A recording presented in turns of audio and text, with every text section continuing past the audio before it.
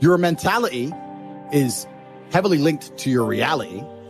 And the fact that most people have such weak mindsets comes from the fact that they have a weak life, a weak body, a weak social circle, a weak network, a weak bank account, a weak relationship, and then their mind is weak. Well, of course. Whereas if you had a group of soldiers around you, men who were dedicated, who would ride or die with you, if you were strong, if your woman would never leave you no matter what because she idolizes you, then your mentality would be strong. Your mind would be strong by extension. So if someone comes to me and goes, I doubt myself, I usually look at them and go, yeah, I understand why. You're a little fat piece of shit. You're stupid. Of course you do. Excuses sound best to the person that's making them up. Stop feeling sorry for yourself. Get off the pity potty. Telling everybody your sad and sob stories, trying to get people to show up to your pity potties and your pity parades. If you ever see me in a Rolls Royce, a 6 or 7 star hotel, living my life to the fullest, don't get jealous of me, because I worked my ass off to get it. Nobody handed me nothing. Wake your ass up. Awaken the beast inside. It's game on. It's go season. It's time for you to take advantage of the access and the resources that you have in your country and your community. You got a problem with your life. You got a problem with your environment. Do something about it. If you want it, go get it. Every man understands you shouldn't be complaining about things you cannot change. You have to play the cards you're dealt. To be born a certain height and then to sit there and go, what do I do? I'll tell you what you do. You become the best version of yourself, just like everyone else does. Nothing about the height is in and of itself enough value for me to be a valuable man. As a man, you build your value. You are born with the cards you're dealt. Sure, it'd be ideal. Look, I'd love to be 7 foot tall. I'm not. So it's the same argument. If you're 5'2", you need to become rich, strong, and funny, and charismatic, and interesting, and witty. If you're 6'4", you need to become rich, strong, well-connected. It's the same game. So to sit there and complain about it is asinine. Excuses are for weak people. If you're gonna make it happen, get your ass up and get to work. No more excuses. No more, I'll start tomorrow. No more, just this once. No more accepting the shortfalls of my own will. No more taking the easy road. No more waiting for the perfect moment. And no more indecision and no more lies. No more weakness. Now is the time for strength. And through strength and through will and through unwavering discipline, I will become who I want to be. If you don't execute, you're not just cheating yourself, dude. You're cheating your family. You're cheating your employees. You're cheating your team. Whatever you're a part of, it's bigger than you, man. Many of you have given control of your life to your feelings. You gotta take back control right now. You must harden your fucking mind. You gotta discipline yourself. When it's time to rise, you fucking rise. When it's time to work, you fucking work. You have to just work. At some point you have to bite the bullet and just work. Working harder is never gonna not help. No matter what scenario you're in, working harder is never gonna not help you. And it's amazing that I give different versions of the same answer for 99% of the questions I'm asked. Work harder. If you have a problem, whether you're broke, whether you're out of shape, whether your friend dies, whether your girl leaves you, whether you're depressed, whatever it is, working harder is almost always the answer. So you know what you need to do. You need to do it. And what's amazing, again, it's kind of like the antidote. If you take the antidote before the poison, then you never get sick in the first place. If you're always working as hard as possible, if you're always working your ass off and trying to be the best version of yourself every single day, then you never get sick in the first place. You're already working. You're already taking the antidote. So things can't attach to you. They can't get hold of you. Working hard is the antidote to everything. So why don't you just do it in advance? Why don't your life just become work like mine? Why don't you just dedicate yourself to a cause and get up and do what you're supposed to do every single day?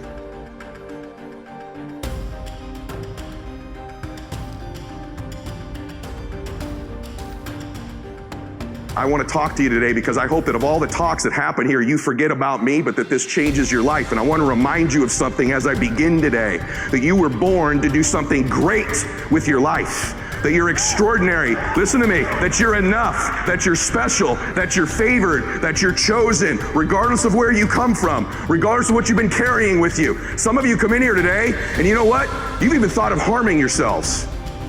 Maybe you're even proud of the fact you haven't killed yourself. But every day, some of us are killing ourselves with the shame we carry from something we've done, some humiliation, some fear. We put this gun to our head every day that tells us we're not enough. We're not strong enough, pretty enough, smart enough, favored enough, that we're doomed. And we carry these guns in our head every day that shame us, that take our confidence from us, that steal our joy. It's like a knife. You don't have to kill yourself because you do it every day. You do it over and over and over again. And there's a better way forward. You can put those things down in your life. You could decide today that you were born to do something great. You could set aside this weapon that you keep using against yourself to hold you back from your joy, from your passion, from your achievement, from all the goodies in life. You could decide today, just intentionally, to set this weapon down, whatever it is. Something from your childhood, a divorce, a business failure, something you're just not proud of that you've done. Set it down. Stop using it as a weapon against yourself and realize that happened for you and not to you. I'll prove it to you. I'm a big believer in fake it till you make it. I don't want you seeing, people say, wow, social media is so full of like these fake lives. People have always lived fake lives. I was living a fake life way before social media came along. In fact, when I became an entrepreneur, I wanted to be somebody so bad. I wanted to be rich so bad. I thought, if I don't look successful, no one's going to listen to me. Who's going to listen to a young kid in business about how to save your money when I didn't have any? That was my own limiting belief. What's yours? You have this kind of convoluted limiting belief about why you can't do something right now that's your own BS story you keep telling yourself. How about you just drop that story? How about you just decide it's a lie, even if it is true? I'm not going to just teach you not to tap into your pain. I'm going to teach you how to do it. Okay, I teach people how to change things technically, but I believe in this concept of living blissfully dissatisfied, which means there's a way. Most achievers have it backwards. They think, hey, if I enjoy my success, I'm going to lose all my drive, right? And then other people that aren't successful yet, haven't reached what they want, or they delay their bliss until a destination in the future. Once I get this relationship, once I make that money, once I get that car, once I have that home, then I'll let myself feel bliss. And so I teach you that the concept is you can live blissfully and still be dissatisfied. Your pathway to changing how you feel about yourself, of getting to the next level, is always giving, always giving, always giving. I have this thing I kind of run my life through that kind of is my governor on my life of when I'm trying to give and when I'm trying to make a difference for people. And I just have this hallucination. I am a Christian, and so I believe that someday when I die, there's an accounting. I don't care if you. I'm actually one of these very interesting people that I believe in the quantum field and energy because I know it exists, and I believe my Lord and Savior created it. You have whatever your belief is wonderful. I don't preach. I just want you to know. I know there's an energy field. I know there's a God, and Lewis asked me on the show, what are 3 truths? And I said, the first thing is there's a God. I just want you to know that. So you believe your beliefs. I respect them. I admire them. I have people from every belief center in the world on my program. But I just want to say to you, this is my prism I live my life through. It governs my decision making. And I make mistakes all the time. One of the cool things about being a Christian is I'm saved by the grace of God because I know I'm going to sin. That's one of the cool things about my particular faith. But the point that I want to make, because I sin all the time. I make mistakes all the time. I've already used profanity, I think, 4 times in this talk. So I know for sure I've messed some mistakes. But let me tell you how I govern my life. I believe at the end of my life there's an accounting.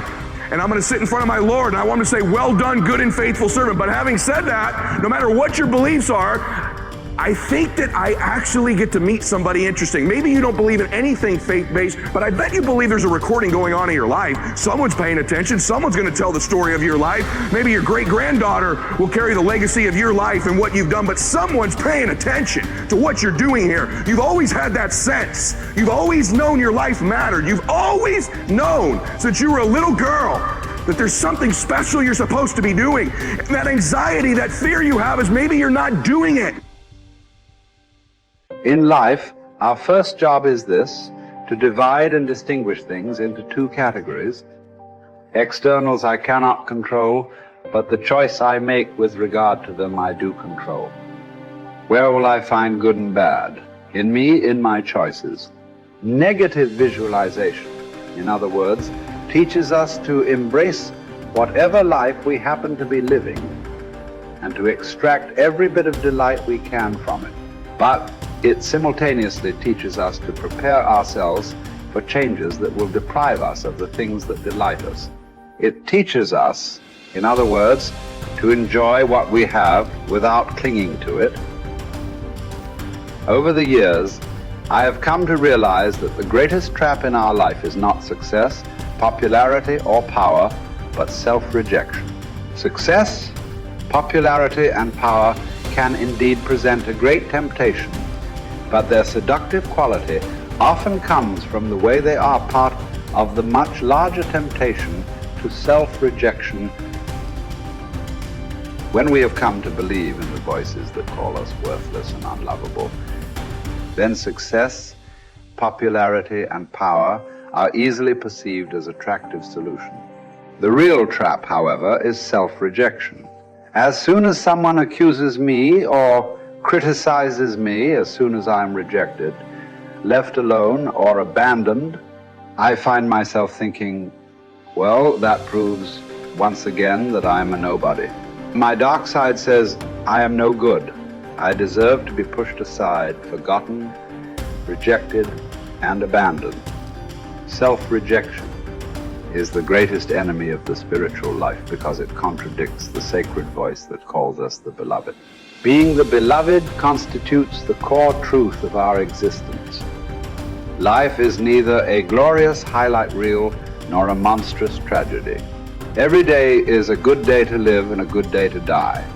Every day is also an apt time to learn and express joy and love for the entire natural world. Each day is an apt time to make contact with other people and express empathy for the entire world. Each day is perfect to accept with indifference all aspects of being. Persuade me or prove to me that I'm mistaken in thought or deed, and I will gladly change.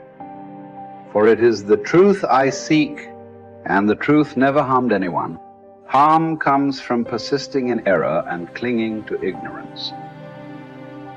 Let us too overcome all things, with our reward consisting not in any wreath or garland, not in trumpet, calls for silence, for ceremonial proclamation of our name, but in moral worth, in strength of spirit, in a peace that is won forever, once in any contest fortune has been utterly defeated. How is it that discipline and the straight and narrow offer the best chance for a good life? And how is it that we have forgotten that is the case? Well, the reason that discipline is necessary is because you're a mass of competing short-term interests. And so the question is then, well, which short-term interest should win out? And the answer to that is, well, none of them. They need to be organized into a hierarchy that makes them functional across time and across individuals. So like a 2-year-old is very likely to act out his or her proximal impulse. But of course, a 2-year-old can't survive in the world. You have to bring your primary instincts, let's say, under the regulatory structure of a higher order value system that allows them to manifest themselves without undue mutual sacrifice across large spans of time in the presence of large numbers of other people. So that requires a very sophisticated ordering. It's like, we already talked about the fact that a meta-narrative is necessary to unite subcultures, say, so that they can operate peacefully and harmoniously within the same space.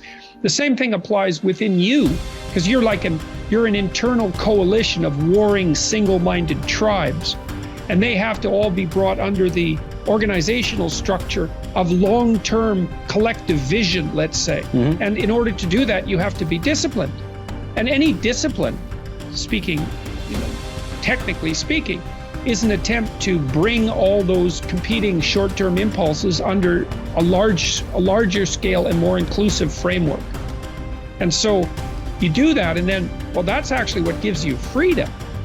Being impulsive and being free aren't the same things, because if you're impulsive, you're just the slave of your impulses. Right. There's no freedom in that. That's the same freedom, so to speak, literally, that a 2-year-old has, because a 2-year-old isn't socialized yet. So it's a completely, that doesn't function in the sophisticated world. It doesn't work. Right. Everyone knows it.